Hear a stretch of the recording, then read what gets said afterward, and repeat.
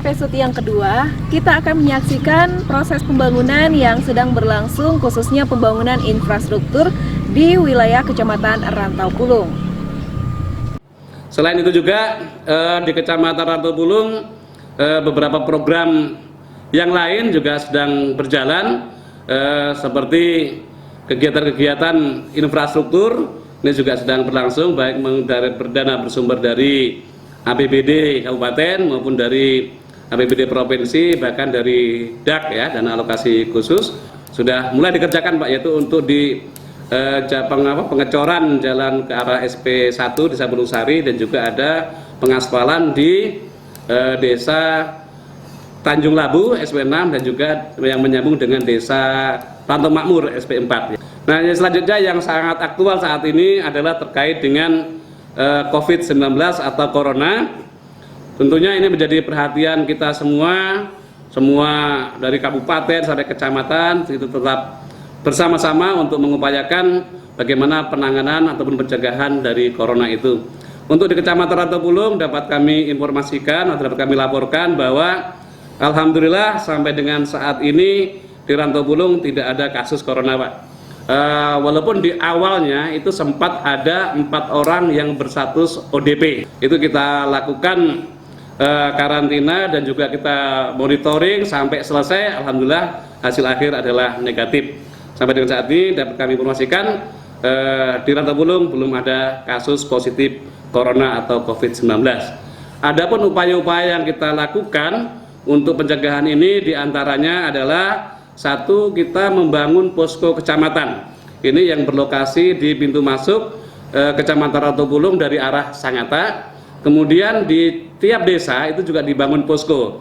Bahkan untuk desa yang dilewati oleh jalur keluar dari Kecamatan Rantau Pulung seperti Desa Pulung Sari yang merupakan akses keluar ke arah Muara Wahau ataupun ke arah Kombeng, itu juga dilaksanakan posko 24 jam. Begitu juga posko yang ke arah Muara Bengkal, yaitu adanya di Desa Tepian Makmur, itu juga kita melakukan posko 24 jam. Nah, mungkin berkat upaya kita semua ini dan juga perhatian dari pemerintah dan kepedulian dari semua stakeholder yang ada, sehingga kasus Corona atau COVID-19 alhamdulillah sampai saat ini belum ada di Kecamatan Rantau Pulung, dan tentunya harapan kita tidak sampai ada di Rantau Pulung. Selain itu juga upaya lain yang kita laksanakan adalah sebagai komitmen dengan pihak swasta yang ada di Rantau Pulung, perusahaan-perusahaan yang ada, yaitu di setiap hari Sabtu kita lakukan penyemprotan disinfektan. Ini mulai dari awal Corona kemarin sampai saat ini masih tetap kita laksanakan. Tentunya ada 2 tujuan utama yang ingin kita capai atau kita harapkan dari kegiatan penyemprotan disinfektan ini, yaitu satu, tentunya sebagai upaya untuk pencegahan. Yang kedua, lebih utama lagi adalah memberikan rasa aman, rasa nyaman bagi masyarakat, karena masyarakat akan melihat bahwasanya pemerintah maupun pihak-pihak swasta yang ada di Kecamatan Rantau Pulung turut peduli dan ikut berpartisipasi secara aktif dalam upaya pencegahan. Ini yang kita harapkan. Sementara untuk penyemprotan disinfektan di jalur-jalur yang ada di dalam desa itu menjadi tanggung jawab dari pemerintah desa, termasuk juga tempat-tempat ibadah itu di tempat ibadah dan fasilitas umum di desa, sekolah dan lain-lainnya, itu menjadi tanggung jawab desa, dan kemarin juga dibantu oleh PMI yang ada di Kecamatan Rantau Pulung. Sementara untuk yang di rumah-rumah perorangan, ini memang kita upayakan keterlibatan masyarakat, sehingga masyarakat juga merasa peduli bahwasanya ini adalah tanggung jawab kita bersama.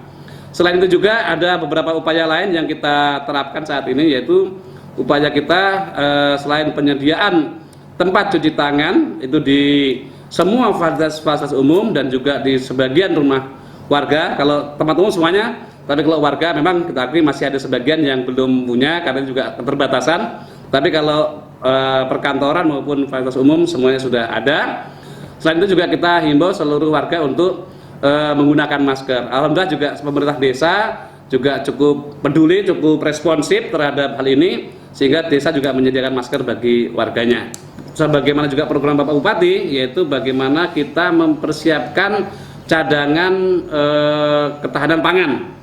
Ada 2 hal yang sudah kami laksanakan di Rantau Pulung, yaitu pertama, kita memberikan contoh ataupun demplot untuk kegiatan ketahanan pangan. Nah, beberapa waktu lalu kita laksanakan bersama dengan Muspika dan juga UPT P4 yaitu penyuluh pertanian, perkebunan dan juga perikanan bersama-sama dengan para PPL-nya itu sudah kita siapkan. Kemudian juga ditindaklanjuti di pemerintahan desa. Di pemerintahan desa yaitu menyiapkan lahan kas desa untuk pembangunan atau pembuatan lahan untuk ketahanan pangan tersebut. Selain itu juga kita instruksikan kepada seluruh warga khususnya di pekarangan ya, itu juga kita suruh berdayakan. Kemarin konsepnya adalah warga kita minta untuk menyiapkan lahannya, nah sementara untuk bibit itu akan ditanggung oleh desa. Yang dari bibitnya kita tanggung oleh desa, tapi untuk penyiapan lahannya adalah dari masyarakat. Jangan juga semuanya dari pemerintah, nanti pemberdayaannya tidak ada. Jadi itu. Kemudian yang berikutnya adalah di semua desa sudah kita instruksikan yaitu untuk menyimpan gabah itu minimal 2 ton. 2 ton, nah itu bisa dikelola langsung oleh desa. Kalau memang sudah BUMDesnya memang punya modal, kemarin kita arahkan kepada BUMDes. Intinya kami mengharapkan seandainya terjadi hal-hal yang tidak kita inginkan, minimal stok pangan di Rantau Pulung itu ada. Terkait dengan bantuan langsung tunai. Nah, ini memang sangat-sangat sensitif sekali, sebagaimana kita sering lihat juga ini karena menyentuh ke hajat hidup masyarakat, khususnya masyarakat yang kurang mampu dan masyarakat terdampak dari corona. Maka beberapa upaya yang kami laksanakan di Rantau Pulung adalah sudah kita beri di awal kemarin, kita berikan pengarahan supaya dilakukan perankingan ya. Perankingan karena sumber bantuan banyak sekali. Ada mulai dari PKH, kemudian ada BNPT, kemudian ada BLT Kemensos, kemudian ada juga BLT DD, dan juga ada bantuan dari pihak ketiga berupa sembako dan juga sembako dari kabupaten. Nah, ini kalau tidak kita atur dengan bagus, nanti justru malah terjadi kecemburuan sosial dan dampaknya tidak bagus malahan. Dan alhamdulillah kemarin di Rantau Pulung untuk Rantau Pulung sendiri, Desa Margomulyo itu adalah desa pertama di Kabupaten Kutai Timur yang menyalurkan BLTDD. Dan alhamdulillah sudah berjalan dan semua desa sudah kita selesaikan untuk tahap pertama. Mungkin sekarang juga sudah persiapan untuk tahap kedua. Terkait dengan kebijakan dari pemerintah pusat dalam hal ini relaksasi tempat ibadah dalam rangka pelaksanaan sholat Jumat maupun ibadah lainnya, dan juga ini sudah kita ikuti bersama dengan Bapak Bupati waktu pelaksanaan rapat koordinasi via Zoom meeting beberapa waktu yang lalu. Ini juga sudah kita tindak lanjuti dan alhamdulillah ternyata di Rantau Pulung masyarakatnya punya kesadaran yang lebih. Kenapa saya bilang begitu? Walaupun sudah kami sampaikan bahwasanya saat ini sudah boleh semuanya melakukan ibadah di semua tempat ibadah, tentu dengan protokol kesehatan dan izin dari camat sesuai dengan tingkatannya. Tetapi masyarakat di Rantau Pulung di beberapa masjid khususnya yang ada di Jalan Poros memilih untuk sementara waktu ini tidak menggunakan tempat ibadah tersebut dan memilih untuk beribadah di tempat lain yang ada di dalam. Tujuannya hanya satu, yaitu menghindari seandainya ada warga yang lewat dari luar Rantau Pulung dan tiba-tiba mampir untuk bersama-sama beribadah dan kita tidak tahu bagaimana kondisinya.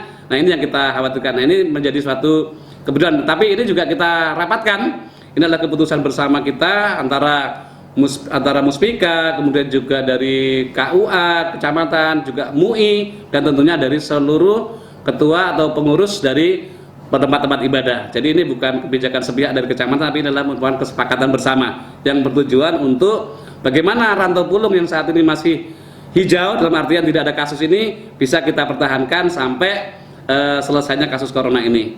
Dan tentunya kita harapkan juga kasus corona ini segera berakhir baik di negeri kita ini, di Indonesia ini khususnya, sehingga kita semua bisa beraktivitas kembali secara normal.